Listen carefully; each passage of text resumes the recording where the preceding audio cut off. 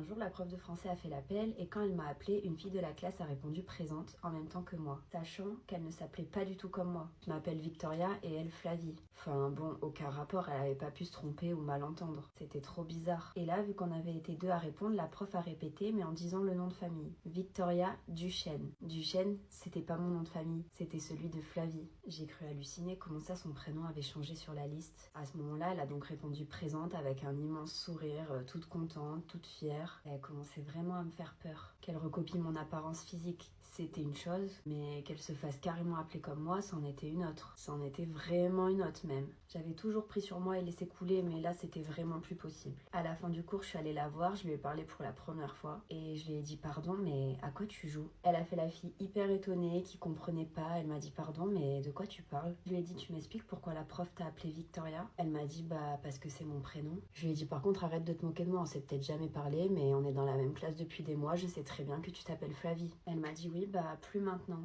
Flavie c'est nul, j'aime plus ce prénom. Je lui ai dit et t'as pas d'autre prénom à te trouver que le mien en fait? Elle m'a dit bah écoute c'est pas ma faute si c'est mon deuxième prénom. Ça n'a rien à voir avec toi et que tu le veuilles ou non j'ai donc le droit de l'utiliser autant que je veux. J'hallucinais quoi, je savais même pas si c'était vrai cette histoire de deuxième prénom mais dans tous les cas ça faisait vraiment flipper. Et puis elle se serait jamais fait appeler comme ça si c'était pas mon prénom, ça j'en étais convaincue. Elle était donc à présent habillée comme moi de la tête aux pieds avec exactement la même coupe et couleur de cheveux et on avait le même prénom. J'avais vraiment l'impression qu'elle volait mon identité, c'était un cauchemar. Il fallait absolument que je trouve une solution pour que ça s'arrête ou pour qu'elle se retrouve dans une impasse et qu'elle soit obligée d'assumer et de se remettre en question, je sais pas. Alors pour ça, j'ai demandé de l'aide à Félix, mon petit copain.